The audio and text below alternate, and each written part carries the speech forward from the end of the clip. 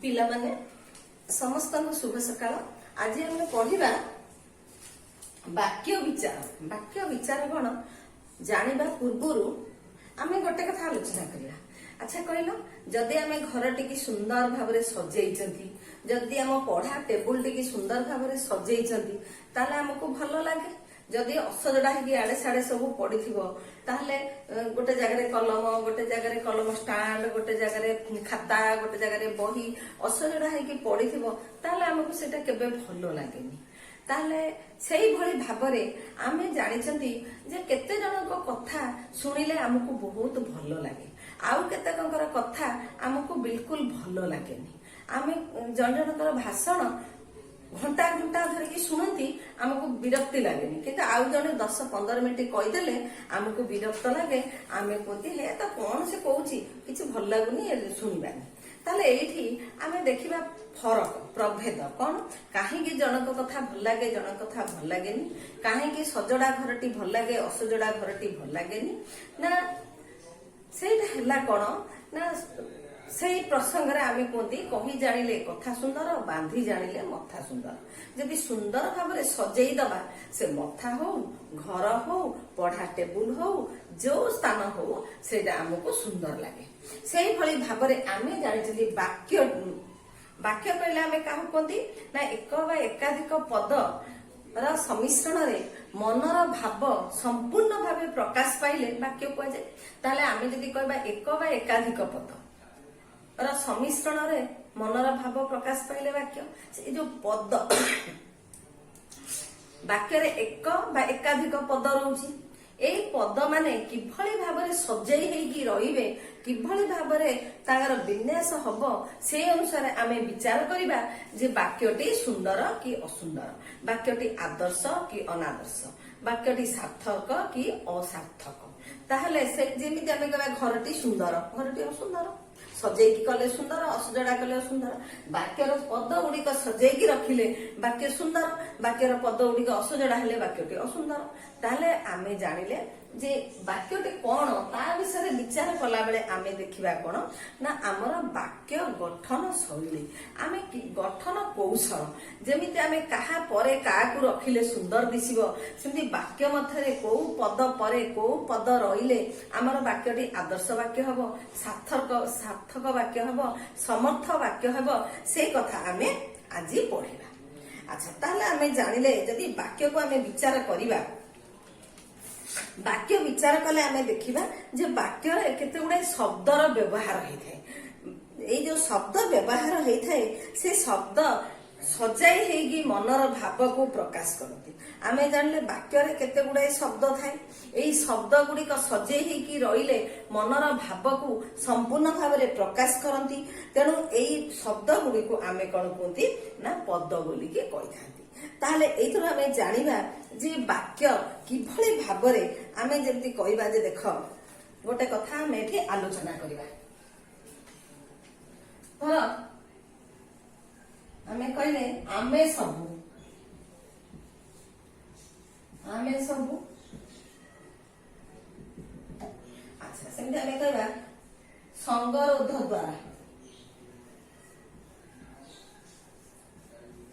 ସଙ୍ଗରୋଧ ଦ୍ଵାରା କରୋନାର ମୁକାବିଲା,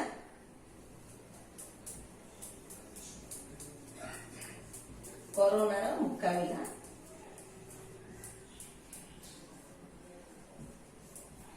କରୁଅଛୁ। 1, 2, 3, 4। ଆଚ୍ଛା, ଆମେ ସବୁ, ଆମେ ଜାଣିଲେ ଏଠି ଆମେ ସବୁରେ ଏକ ବା ଏକାଧିକ ପଦ ରହିଛି, କିନ୍ତୁ ଏଠି ମନର ଭାବ ସମ୍ପୂର୍ଣ୍ଣ ଭାବରେ ପ୍ରକାଶ ପାଇପାରୁନି। ତେଣୁ ଏଇଟା ହେଲା କଣ ନା ଗୋଟିଏ ଅସମ୍ପୂର୍ଣ୍ଣ ବାକ୍ୟ, ଅସମ୍ପୂର୍ଣ୍ଣ ବାକ୍ୟ।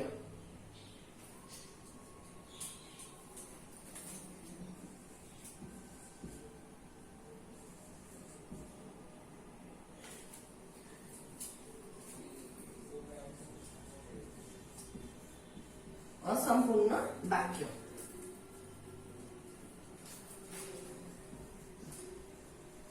ତାହେଲେ ଆମେ ସବୁ, गोटे शब्द रही आ गोटे शब्द रही आम पद कहीपर आर सम्मिश्रण में गठित है कौन गोटे असंपूर्ण वाक्य संगरोध द्वारा आ द्वारा किसी मनर भाव संपूर्ण प्रकाश पाऊँ कि पाई पारुनी ये भी गोटे कौन ना असंपूर्ण वाक्य। अच्छा कोरोनार मुकाबिला एथिरे कौन मनर भाव संपूर्ण प्रकाश पाऊँ कि पाऊनी ये भी असंपूर्ण वाक्य करूअछु ये भी असंपूर्ण वाक्य किंतु आमे जदि एठी मिसई दबा 1 जुक्त 2 जुक्त 3 जुक्त 4 ये चारिटी की जदि आमे मिसई दबा एकाठी मिसई दबा कौन आमे सब संगरोध द्वारा कोरोनार मुकाबिला करूअछु ये चारिटी जाक असंपूर्ण वाक्य को मिसई देले आमर गोटे संपूर्ण वाक्य हो जाउछि मनर भाव प्रकाश एठी एक बा एकाधिक पद रोची आ मनर भाव संपूर्ण रूप से प्रकाश पाउछि ताले आमे जानिले ताले एथरो कोन जानले वाक्य रे गोटिए पद रही पारे एकाधिक पद रही पारे मनर भाव संपूर्ण भाव में प्रकाश पाई पारे ताले चारिटी असंपूर्ण वाक्य को मिसई देले आमर गोटिए संपूर्ण भाव में वाक्य गठित है मनर भाव को संपूर्ण रूप से प्रकाश कर पारला आमे एबे देखिबा जे शुद्ध वाक्य ताले आमे वाक्यर विचार करबा गले शुद्ध वाक्य आदर्श वाक्य सार्थक वाक्य कि नुहे आमे से विषय विचार करबा कौन थिले आमे ताको शुद्ध वाक्य कहबा कौन थिले आमे आदर्श वाक्य कहबा कौन नथिले आमे अनादर्श वाक्य कहबा से विषय आमे एठी आज आलोचना करबा। देख ताले शुद्ध वाक्य आमे देखिए शुद्ध वाक्य रे कौन थाए शुद्ध बा आदर्श वाक्य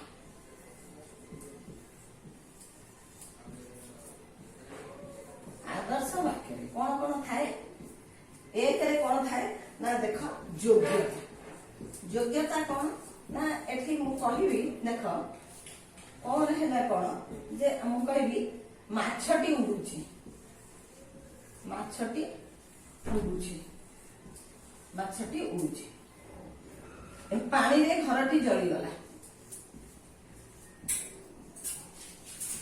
पानी रे घरटी जली गला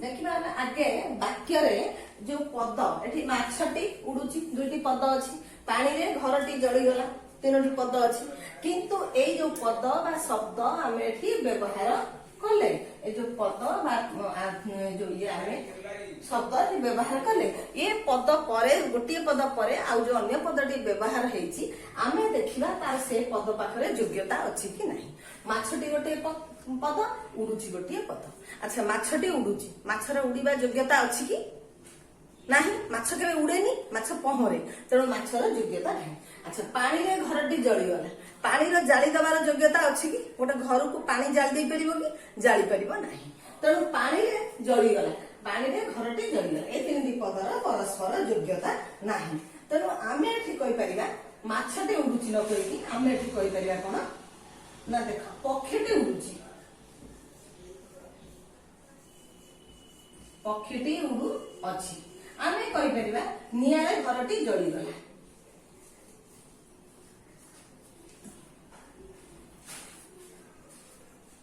नियारे घरटी जली गला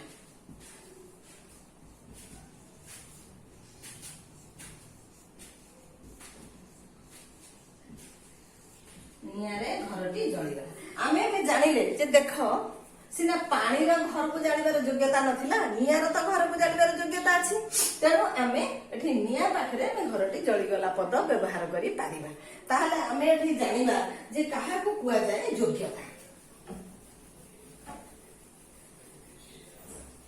देखो योग्यता कुआ कुआ जाय ना आमे वाक्य रे व्यवहृत पद गुडिक परस्पर संबंध को वाक्य रे व्यवहार हेउथिबा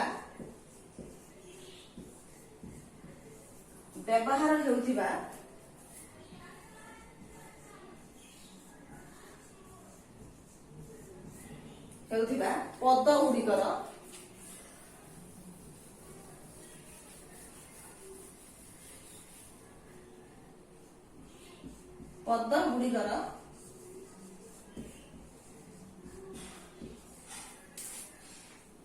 परस्पर संबंधर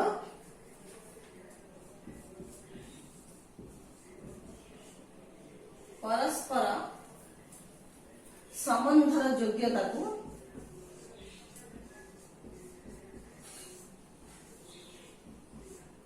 परस्पर संबंध को योग्यता कहे। परस्पर संबंध को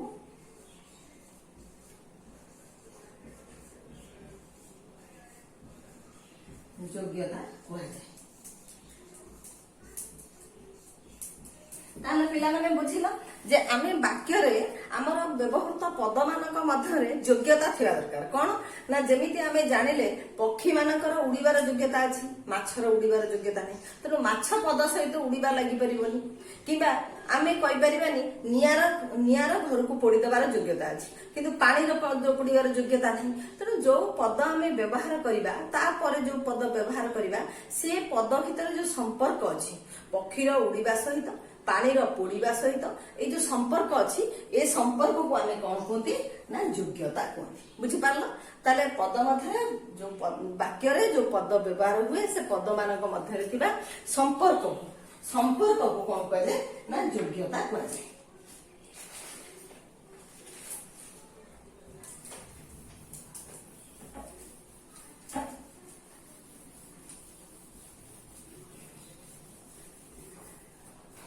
देखो पढ़िया आकांक्षा दुई देखला कौन ना आकांक्षा। आकांक्षा अच्छा आकांक्षा कौन ना देखा आमे कहला पिला मानक सहित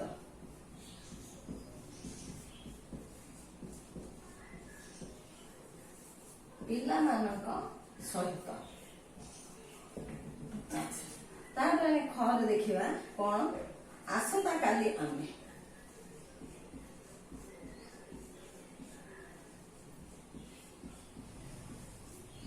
आसंता काली आमे हला ताले एथे आमे देखिबा कोन पिला मानक सहित आसंता काली आमे। ए जो वाक्य आमे देखिले ये वाक्य आमे कोन देखिले ना पिला मानक सहित एठी जो पिला मानक सहित पिला माने गोटे पद सहित गोटे पद आ पर आउ किछि पदर आकांक्षा रहउछि, आउ किछि पद एठी व्यवहार करा जिवो तार आकांक्षा रहउछि। सेमिति आसंता काली गोटे पद आमे गोटे पद आ परे आउ किछि पद व्यवहार कोन रहउछि ना आकांक्षा रहउछि। ए जो आकांक्षा रहउछि आमे एठी कहि परिबा पिला मानक सहित आमे एठी कहि परिबा देख करे पिला मानक सहित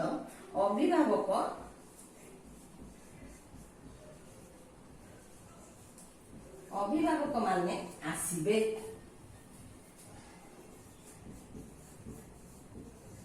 पिला मानक सहित अभिभावक माने आसीबे।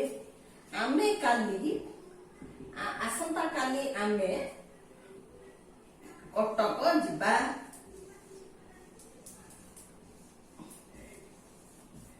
अच्छा एठी देख ए जो हम देखिले जे देख पिला मानक सहित एठी हमें ए वाक्य रे हमें दुईटी पद व्यवहार करथिले पिला मानक सहित। तले ई पद आउ किछि पदर आकांक्षा रखिछि, आउ किछि पद आशा रखिछि, आउ किछि पद एठी जोग करा जिबार आशा रहउछि। एहा को कह जाय आकांक्षा। कोन हमें कहबेरे पिला मानक सहित अभिभावक माने आसीबे। एबे वाक्य संपूर्ण हला, मनर भाव संपूर्ण प्रकाश पाइला। एठी हमें कहले आसंता काली आमे कटक जिबा, तले आसंता काली आमे पद सहित आमे कटक जिबा हेले कौन हला ना वाक्य संपूर्ण हला, मनर भाव संपूर्ण प्रकाश पाइला।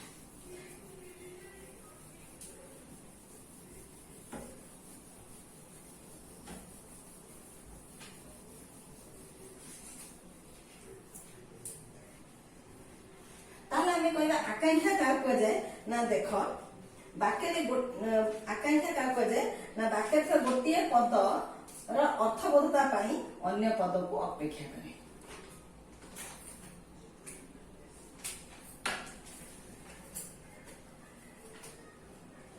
देख वाक्य व्यवहृत पद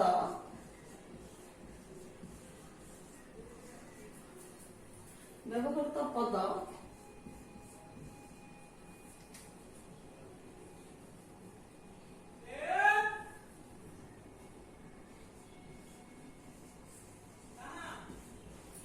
ବାକ୍ୟରେ ବ୍ୟବହୃତ ପଦ ଗୁଡ଼ିକ ଅର୍ଥବୋଧତା ପାଇଁ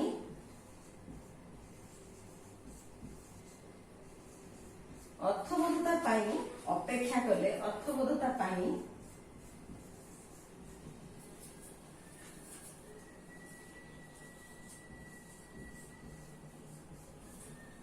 ଅପେକ୍ଷା କଲେ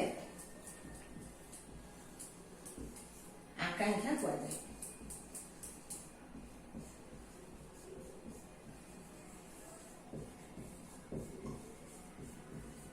ବୁଝିପାରିଲ ପିଲାମାନେ? ଦେଖ, ବାକ୍ୟରେ ବ୍ୟବହୃତ ପଦ ଗୁଡିକ ଅର୍ଥବୋଧତା ପାଇଁ ଅନ୍ୟ କେତେକ ପଦକୁ ଅପେକ୍ଷା କଲେ ତାକୁ ଆକାଂକ୍ଷା କୁହାଯାଏ। ଆମେ ଯେମିତି କହିଲେ ଯେ ପିଲାମାନେ କାଲି ତାର ବାକ୍ୟର ସମ୍ପୂର୍ଣ୍ଣ ଅର୍ଥବୋଧତା ପାଇଁ ଆମେ ଅପେକ୍ଷା କରୁଛନ୍ତି ଆଉ କିଛି ପଦକୁ। ଅଭିଭାବକ ମାନଙ୍କ ସହିତ ଆସିବେ, ମନର ଭାବ ପ୍ରକାଶ ପାଇଲା। ଆମେ ଯେମିତି କହୁଥିଲେ ଯେ ଛାତ୍ରଛାତ୍ରୀ ମାନେ ଆସନ୍ତା କାଲି, ଏଠି ବାକ୍ୟ ଶେଷ ହଉନି, ଖଣ୍ଡଗିରି ବୁଲିବାକୁ ଯିବେ, ତାହେଲେ ଅର୍ଥବୋଧତା ପ୍ରକାଶ ପାଇଲା। ଏଇ ଯୋଉ ପଦ ପରେ ପଦର ଅପେକ୍ଷାକୁ ଆକାଂକ୍ଷା କୁହାଯାଏ। ବୁଝିପାରିଲ? ଆଚ୍ଛା, ତାପରେ ଦେଖ ଆମେ ପଢିବା ଆସକ୍ତି।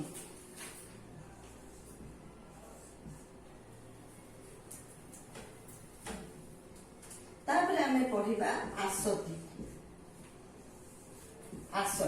ଆସକ୍ତି କଣ ନା ଦେଖ, ଆସକ୍ତି ହେଲା ପଦ ବିନ୍ୟାସ। ଆସକ୍ତି ହେଲା କଣ? ପଦ ବିନ୍ୟାସ ବା ପଦ ସଜ୍ଜୀକରଣ। କଣ ନା ଦେଖ, ଆମେ ଏଠି କହିବା ପିତୃ ସତ୍ୟ ବନବାସ ଗଲେ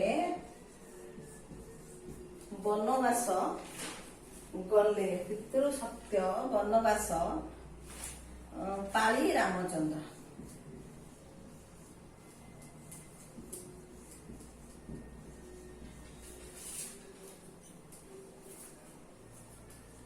ପିତୃ ସତ୍ୟ ପାଳି ରାମଚନ୍ଦ୍ର ଗଲେ।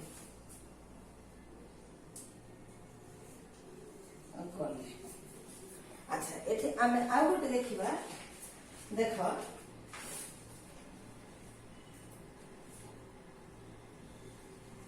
ଖରେ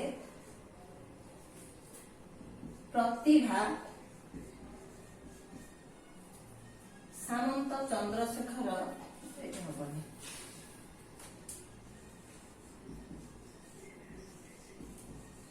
ପ୍ରତିଭା ସାମନ୍ତ ଚନ୍ଦ୍ରଶେଖର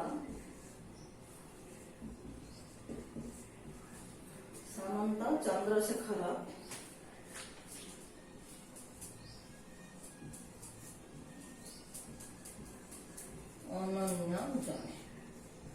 ଆଚ୍ଛା, ଆମେ ଏଠି ଦେଖିଲେ ଯେ ଦେଖ, ଆମେ କହିଛନ୍ତି କଣ? ବାକ୍ୟର ଆମେ ସଂଜ୍ଞା କହିଛନ୍ତି ଏକ ବା ଏକାଧିକ ପଦ ମନର ଭାବକୁ ସମ୍ପୂର୍ଣ୍ଣ ପ୍ରକାଶ କଲେ ବାକ୍ୟ କୁହନ୍ତି। ଏଠି ଆମର କଣ ଅଛି? ପିତୃ ସତ୍ୟ ବନବାସ ପାଳି ରାମଚନ୍ଦ୍ର ଗଲେ, ଏକ ବା ଏକାଧିକ ପଦ ରହିଛି, କିନ୍ତୁ ମନର ଭାବକୁ ପ୍ରକାଶ କରିପାରୁନି ସମ୍ପୂର୍ଣ୍ଣ ଭାବରେ। କାହିଁକି ନା ପଦ ଗୁଡିକ ଠିକ ଭାବରେ ସଜେଇ ହେଇକି ନାହାନ୍ତି। ସେମିତି ଆମେ କହିବା ପ୍ରତିଭା ସାମନ୍ତ ଚନ୍ଦ୍ରଶେଖର ଅନନ୍ୟ ଜଣେ। ଆମେ ଜାଣିଲେ ଏଠି ବି ଏକ ବା ଏକାଧିକ ପଦ ରହିଛି, କିନ୍ତୁ ମନର ଭାବକୁ ସମ୍ପୂର୍ଣ୍ଣ ପ୍ରକାଶ କରିପାରୁନି। କାହିଁକି ପ୍ରକାଶ କରିପାରୁନି? ନା ଏଠି କଣ ନା ପଦ ପରେ କୋଉ ପଦ ରହିବ, କୋଉ ପଦ ପରେ କୋଉ ପଦ ରହିଲେ ବାକ୍ୟର ଅର୍ଥ ସମ୍ପୂର୍ଣ୍ଣ ପ୍ରକାଶ ପାଇବ, ସେଇଟା ଆମେ ଏଠି ଜାଣିପାରୁ ନାହାନ୍ତି। ତାହେଲେ ଆମେ ଯଦି କହିବା ପିତୃ ସତ୍ୟ ପାଳି ରାମଚନ୍ଦ୍ର ବନବାସ ଗଲେ, ଦେଖ, ପିତୃ ସତ୍ୟ ପାଳି ରାମଚନ୍ଦ୍ର ବନବାସ ଗଲେ। ଆଚ୍ଛା, ଆଉ ଗୋଟେ ଆମେ ଏଠି କହିପାରିବା ସାମନ୍ତ ଚନ୍ଦ୍ରଶେଖର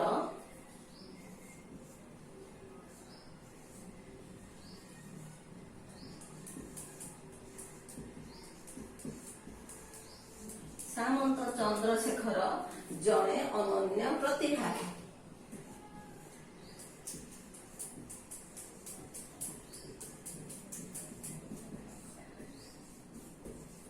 ଆଚ୍ଛା ଦେଖ ଆମେ କହିବା ପିତୃସତ୍ୟ ପାଳି ରାମଚନ୍ଦ୍ର ବନବାସ ଗଲେ। ଏଠି ଏକ ବା ଏକାଧିକ ପଦ ବ୍ୟବହାର ହେଲା। ତା ସହିତ ମଧ୍ୟ ଆମ ମନର ଭାବ ସମ୍ପୂର୍ଣ୍ଣ ଭାବରେ ପ୍ରକାଶ ପାଇଲା। ଏଠି ଆମେ କହିବା ସାମନ୍ତ ଚନ୍ଦ୍ରଶେଖର ଜଣେ ଅନନ୍ୟ ପ୍ରତିଭା। ଏଠି ଏକ ବା ଏକାଧିକ ପଦ ବ୍ୟବହାର ହେଲା, ତା ସହିତ ଆମ ମନର ଭାବ ସମ୍ପୂର୍ଣ୍ଣ ଭାବରେ ପ୍ରକାଶ ପାଇଲା। ତାହେଲେ ଆମେ ଜାଣିଲେ ଏ ବାକ୍ୟ ହେଲା କଣ ନା ଆମର ଆଦର୍ଶ ବାକ୍ୟ, ବା ଏ ବାକ୍ୟ ହେଲା ଆମର ସାର୍ଥକ ବାକ୍ୟ, ବା ଏ ବାକ୍ୟ ହେଲା ଆମର ଶୁଦ୍ଧ ବାକ୍ୟ। ତାହେଲେ ଶୁଦ୍ଧ ବାକ୍ୟରେ ଆମେ ଆସକ୍ତି କାହାକୁ କହିବା ତମେ ବୁଝି ସାରିବଣି। ବୁଝିଛ ନା ନାହିଁ? ନିଶ୍ଚିତ ବୁଝିଥିବ। ତେବେ ମୁଁ କହିଦଉଛି ତାହେଲେ ଆସକ୍ତିର ସଂଜ୍ଞା କଣ? ଆସକ୍ତିର ସଂଜ୍ଞା କଣ ଆମେ ଦେଖିବା।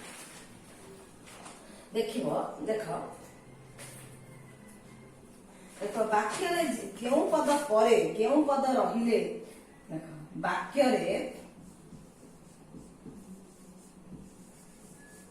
କେଉଁ ପଦ ପରେ କେଉଁ ପଦ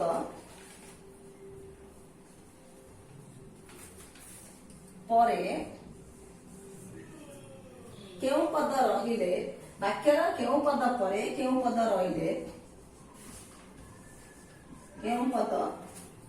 ରହିଲେ ମନର ଭାବ ସ୍ପଷ୍ଟ ପ୍ରକାଶ ପାଇପାରେ। ମନର ଭାବ ସ୍ପଷ୍ଟ ପ୍ରକାଶ ପାଇଥାଏ। ବାକ୍ୟରେ କେଉଁ ପଦ ପରେ କେଉଁ ପଦ ରହିଲେ ମନର ଭାବ ସ୍ପଷ୍ଟ ପ୍ରକାଶ ପାଏ। ପ୍ରକାଶ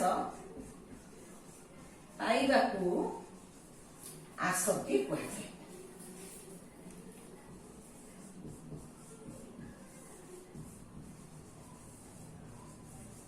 ଆସକ୍ତି କୁହାଯାଏ। ତାହେଲେ ପିଲାମାନେ ବୁଝିପାରିଲ ନା ଆସକ୍ତି କାହାକୁ କୁହାଯାଏ? ବାକ୍ୟରେ ତ ଏକ ବା ଏକାଧିକ ପଦ ରହିବ, କିନ୍ତୁ କେଉଁ ପଦ ପରେ କେଉଁ ପଦ ରହିଲେ ମନର ଭାବ ସ୍ପଷ୍ଟ ଭାବରେ ସମ୍ପୂର୍ଣ୍ଣ ଭାବରେ ପୁରାପୁରି ପ୍ରକାଶ ପାଇପାରିବ, ମନର ଭାବ ଆଉ ଅସ୍ପଷ୍ଟ ହବନି, ତାକୁ ଆମେ ଆସକ୍ତି କହିଥାନ୍ତି। ଯେମିତି ଆମେ କହିଲେ ସାମନ୍ତ ଚନ୍ଦ୍ରଶେଖର ଜଣେ ଅନନ୍ୟ ପ୍ରତିଭା, ଏଠି ମନର ଭାବ ସମ୍ପୂର୍ଣ୍ଣ ପ୍ରକାଶ ପାଉଛି। ମାନ୍ୟବର ନବୀନ ପଟ୍ଟନାୟକ ଓଡିଶାର ମୁଖ୍ୟମନ୍ତ୍ରୀ, ଏଠି ଆମର ମନର ଭାବ ସମ୍ପୂର୍ଣ୍ଣ ପ୍ରକାଶ ପାଇପାରୁଛି। ତେଣୁ କେଉଁ ପଦ ପରେ କେଉଁ ପଦ ରହିଲେ ଆମେ ତାକୁ ଆଦର୍ଶ ବାକ୍ୟ, ସମର୍ଥ ବାକ୍ୟ ବା ସାର୍ଥକ ବାକ୍ୟ କହିବା।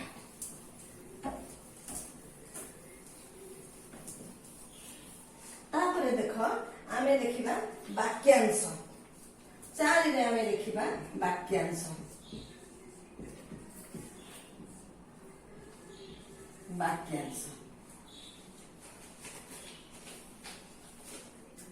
ଦେଖ ସୀତା ସୁନାର ହରିଣ ଦେଖି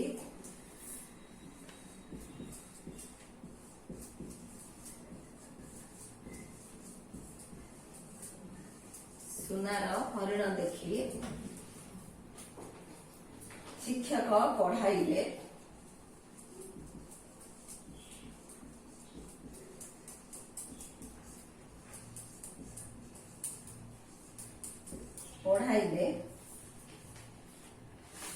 କିନ୍ତୁ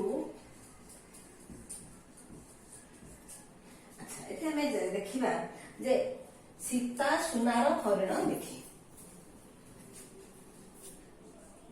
ଏଠି ଆମେ କହିଲେ ତମାନେ ବୁଝିପାରୁଛ କି? ଆଚ୍ଛା ଏଠି ଆମେ ଦେଖ ସୀତା ସୁନାର ହରିଣ ଦେଖି କହିଲେ ମନର ଭାବ ସମ୍ପୂର୍ଣ୍ଣ ପ୍ରକାଶ ପାଉଛି କି? ଏକ ବା ଏକାଧିକ ପଦର ବ୍ୟବହାର ହେଇଛି, କିନ୍ତୁ ବାକ୍ୟ ଏଠି କର୍ତ୍ତା ଅଛି, क्रिया अच्छी किंतु मनर भाव संपूर्ण भाव प्रकाश पाऊ नाही अर्थात एटा है आमर कौन ए दुईटी वाक्य है कौन ना पूर्ण वाक्यर एक अंश है पूर्ण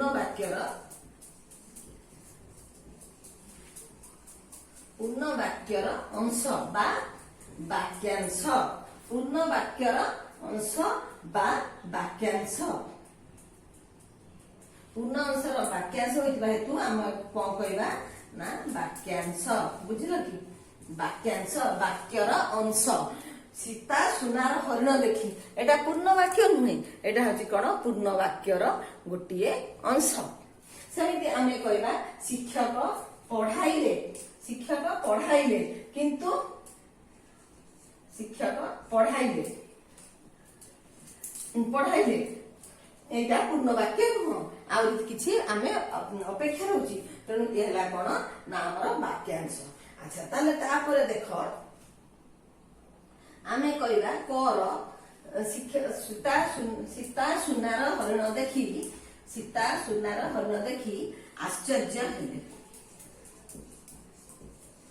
आश्चर्य हेले बा आमे कहबा शिक्षक पढ़ाइले छात्र छात्री बुझी पारिले नहीं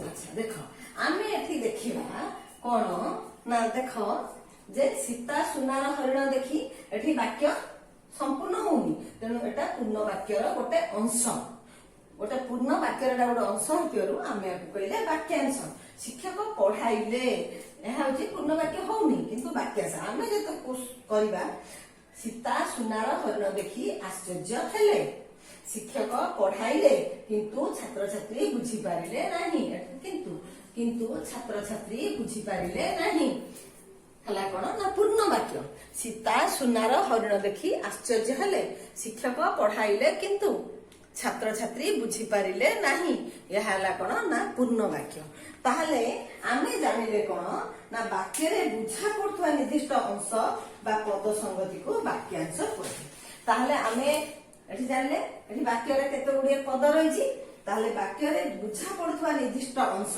एटा आमे जानले गोटे वाक्यर किछि अंश एठी आमे जानिले वाक्यर किछि अंश एठी किंतु आमे देखिले पूर्ण वाक्य तासक मिसिला पूर्ण वाक्य ताहले आमे जानले कोन वाक्य रे बुझा पड़ुथिबा निर्दिष्ट अंश को कोन कहै जाय निर्दिष्ट अंश बा पद संगति को वाक्यांश कहै जाय वाक्यर अंश वाक्यांश वाक्य रे बुझा पड़ुथिबा निर्दिष्ट अंश बा पद संगति एठी हमर पद संगति अछि का परे कोन को पद रहइबो पद संगति को कोन कहै जाय ना वाक्यांश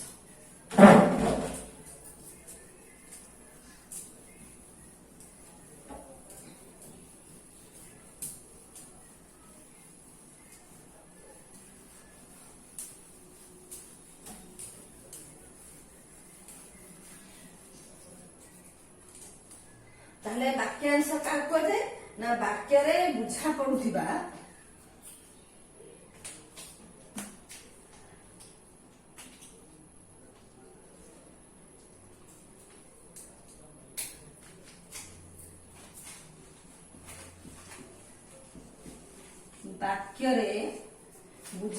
निर्दिष्ट अंश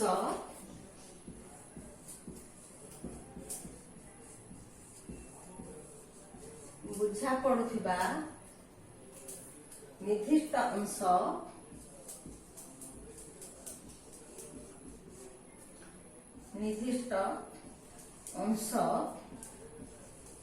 बा पद संगति को वाक्यांश कहै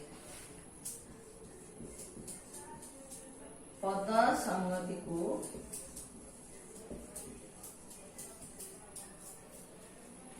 वाक्यांश कहै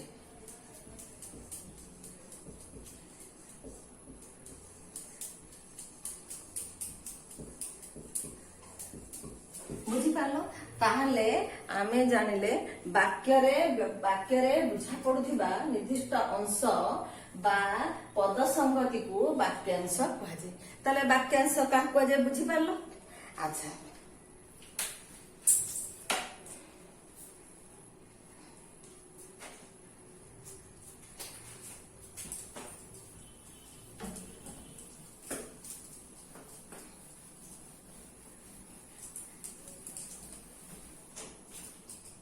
एबे हमें पढ़िबा कोन ना देख खंड वाक्य 5 रे हला खंड वाक्य।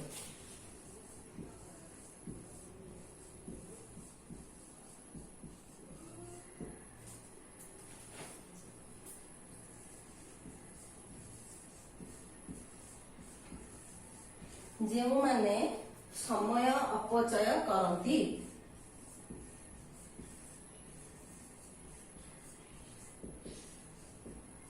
अपचय करती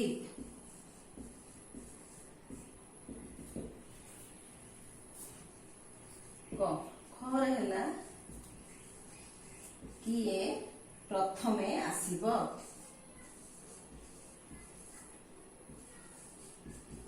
किए प्रथमे आसीब। अच्छा एठी आमे देख जेउ माने समय अपचय करती आमे जानछिंती आमे वाक्य पूर्ण वाक्य संपूर्ण वाक्य का कहती ना जोठी कर्ता थाए क्रिया थाए ए वाक्य रे देख जेउ माने समय अपचय करती एठी जो व्यवहृत पद गुड़िक मध्य गोटे पद अछि कर्ता आ गोटे पद अछि क्रिया ताले ए वाक्य रे पद एवं क्रिया अछंती सेठी किए प्रथमे आसीबो। एठी देख किए हला कोन हमर कर्ता आसीबो हला क्रिया। ताले दुईटी वाक्य आमे जो उदाहरण पई नेइचंती हमर वाक्य रे कर्ता अछि क्रिया अछि किंतु एठी देख मनर भाव संपूर्ण प्रकाश पाई पारु नाही कोन ना आमे कहले जेउ माने समय अपचय करती आमे कहबा जेउ माने समय अपचय करती मु कहिबी तम माने हेटु कहबो कोन होय दीदी समय अपचय जो माने समय अपचय करती ताकर कोन हुए मो मनर भाव संपूर्ण प्रकाश पाई पारुनी तेणु तमानक मध्यरु निश्चित भाव तापरे मते प्रश्न पचरा जीवो जे जो माने समय अपचय करती ताकर कोन हुए सेंती मु जदी कहबी किए प्रथमे आसीबो तम माने तापर निश्चय कहबो प्रथमे गले कोन हबो काहे कि वाक्य रे मो मनर पूर्ण भाव प्रकाश पाउनी मो मन भितरे की प्रकार भावना अछि तमे जानि पाउछ कि जानि पारुनो तेणु तम माने मते प्रश्न पचाउछ ताहले देख तार उत्तर मु कहूची ताहले मु कहि पारे देख जेउ माने समय अपचय करंती आमे हेटी जे करबा जेउ माने समय अपचय करंती से माने कष्ट पाई थांती ताले ए वाक्य रे हमर मनर भाव संपूर्ण भाव रे प्रकाश पाइला सेमती मोदी कहबी किए प्रथमे आसीबो जे प्रथमे आसीबो सिए गोटिए कलम पाइबो ताहले एथिरे मो मनर भाव संपूर्ण प्रकाश पाइला तुमे पचारिबनी दीदी आमे प्रथमे काहेकि जीवु पचारिबो कि पचारिबो नाही ताहले जदियो ए वाक्य रे देखो कर्ता पद अछि क्रिया पद अछि कर्ता पद अछि क्रिया पद अछि तथापि मनर भाव संपूर्ण प्रकाश पाई पारुनी तेणु प्रश्न तमाने पचारछु ताहले आमे जानिले ताहले खंड वाक्य काहाको कहबे।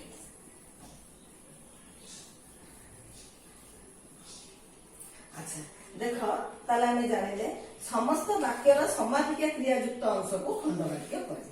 समस्त वाक्यर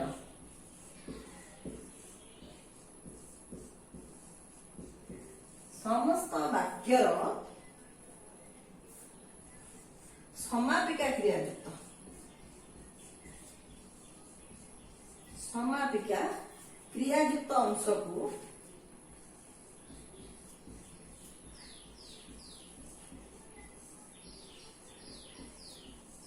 क्रियायुक्त अंश को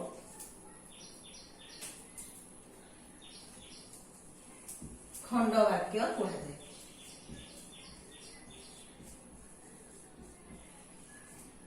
वाक्य कहुए कौन बुझी पाल ना पिला माने ताहले समस्त वाक्यर समापिका क्रियायुक्त अंश को पूरा संपूर्ण वाक्य जो पिला माने प्रथमे आसीबे से माने कलम पाइबे। जो पिलामाने प्रथमे आसीबे सेमाने गोटिए गोटिए चॉकलेट पाइबे। एथिरे कोन हला ताले एथिरे आमे जानिले जे देख एथि समस्त वाक्य रे समापिका क्रियायुक्त अंश को खंड वाक्य कहजे। ताले जानिला आ किछि बाकी रहला। ताले देख आमे जतबेले आमे गद्य पद्य पढ़ंती बा व्याकरण पढ़ंती आमर प्रश्न आसे जे गोटे पद दे थाए लिखि थाए ताको प्रयोग करी ताको व्यवहार करी मनरू गोटे आदर्श वाक्य लेख। मने कर देइछि कर कर कर कर आमे पढ़िचंदी कर माने हाथ कर माने होची सूर्य को किरण तार से कर को व्यवहार करी भिन्न अर्थ रे समर्थ वाक्य वाक्य लेख। मनरू गोटे गोटे समर्थ वाक्य लेख। ताले तुमे ये समर्थ वाक्य बा तुमे ये आदर्श वाक्य लेखिला बेले तुमने कौन कौन ताले व्यवहार करिवो तुमे कौन कौन तुमे व्यवहार करिवो ना एक रे आमे कौन जानले एक रे आमे कौन ना जानले जे देख कौन कौन व्यवहार कले हमर आदर्श वाक्य बा हबो। एक रे हला योग्यता एक रे हला योग्यता दुई रे हला कौन ना दुई रे हला आकांक्षा देख आकांक्षा तीन रे हला आसक्ति तीन रे हला आसक्ति चार रे हला कौन ना चार रे हमर वाक्यांश वाक्यांश पांच रे हला कौन ना खंड वाक्य खंड वाक्य। अच्छा आमे देख आमे प्रथमे पढ़िले वाक्यर योग्यता योग्यता पढ़िला बेले आमे पढ़िले कौन ना देख को पद परे को पद को व्यवहार करा जाए। वाक्य रे व्यवहृत पद गुड़िक परस्पर मध्य थिबा संपर्क को योग्यता का कहे ना वाक्य रे व्यवहृत पद गुड़िक परस्पर मध्य थिबा संबंध को वाक्य योग्यता कहे। जमिति पक्षी माने आकाश रे उड़ुछंती पक्षी मानकर उड़ीबा शब्द से पद सहित योग्यता अछि। माछ माने पानी रे पहरुचंती माछ मानकर पानी रे पहरिबार योग्यता अछि। नियारे घरटी पोड़ी गला घरर पोड़ी दबार योग्यता अछि। एई हला हमर पद सहित पदर संबंध को योग्यता कहे। आकांक्षा कौन ना आकांक्षा रे देख आमे जानिचंदी जे आकांक्षा रे हला जे वाक्य रे व्यवहार होतबा पदर अर्थबोधता पाई वाक्य रे जो पद आमे व्यवहार करंती से पद गुड़िक अर्थबोध पाई अन्य पदर अपेक्षा को आकांक्षा कहा जाए। गोटे पद अन्य पदर कौन होइथाय ना अर्थ पाई से आ गोटे पद को अपेक्षा करथाय। जेमिति आमे कहले पिलामानंक सहित कहले आमे आउ किछि अपेक्षा करजंदी अभिभावक माने आसीबे पिलामानंक सहित कौन आमे कहि पारंती जे जणे बुद्धिजीवी आज आम विद्यालय को आसीबे आमे तांको पिलामानंक सहित परिचित कराइबा। ताले ए सब कथा कहला बेले आमे देखंती वाक्य रे मनर भाव को संपूर्ण भावे प्रकाश करिवा पाई व्यवहृत पद गुड़िक आउ किछि पदर अपेक्षा रे रहिथांती। एई अपेक्षा को आमे कोन कहंती ना आकांक्षा आसक्ति। तापरे आसक्ति का कहे ना देख जे आमे जानिछंती पद को पद परे को पद को रखिले से कौन हबो ना सज्जीकरण हबो। वाक्य रे जेउ पद को पद परे को पद व्यवहार करा गले मनर भाव संपूर्ण भाव रे प्रकाश पाइबो ताकू कहा जाए आसक्ति। जेमिति आमे कहिले कौन ना आमे ना कहथुले जे पितृ सत्य वनवास कले रामचंद्र गले पितृ सत्य वनवास गले पाली रामचंद्र। एथिरे पद अछि एकाधिक पद अछि किंतु मनर भाव प्रकाश पाउनी। काहेकि प्रकाश पाउनी ना को पद परे को पद रहिले मनर भाव संपूर्ण प्रकाश पाए बा पदर सज्जीकरण बा पद विन्यास बा पद को केमिति आमे सजेइबा तार से अनुसार हमर आसक्ति को आसक्ति कहा जाय।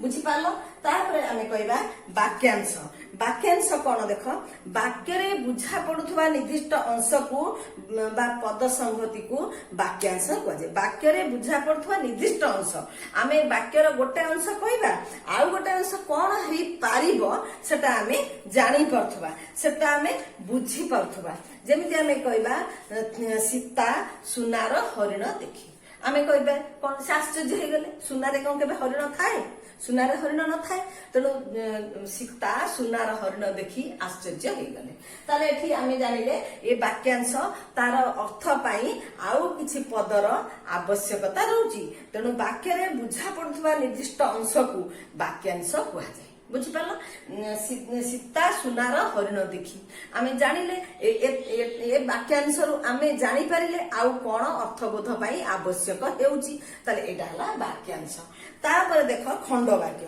खंडवाक्य कौन ना समस्त वाक्यर समापिका क्रिया समस्त वाक्यर समापिका क्रिया युक्त अंश को खंडवाक्य कुआ जाय जेमिति आमे कहि परिबा जो माने समय अपचय करंती से माने कष्ट पांती जो माने मन देई पाठ पढ़ंती से माने सफल होती ताले एठी आमे जानिले जो माने मन देई पाठ पढ़ंती एठी कर्ता अछि पढ़ंती क्रिया अछि जो माने हला कर्ता पढ़ंती हला क्रिया कर्ता अछि क्रिया अछि एकाधिक पद अछि किंतु आमे मनर संपूर्ण भाव को प्रकाश करि परनाती जे मन देई कि पाठ पढ़िबे ताकर कोन हबो जे समय को अपचय करिवे ताकर कोन हबो ए कथा आमे एठी संपूर्ण कहि पारु नांती किछि कथा रहि जाउची सेथि पई आको आदर्श वाक्य कुहा जाउनी खंड वाक्य कुहा जाउची समस्त वाक्यर समापिका क्रिया युक्त अंश को खंड वाक्य कुहा जाय बुझिपारल तेबे मु भाबुची पिला माने आज तमे भल्ल भाबरे बुझी पारथिबो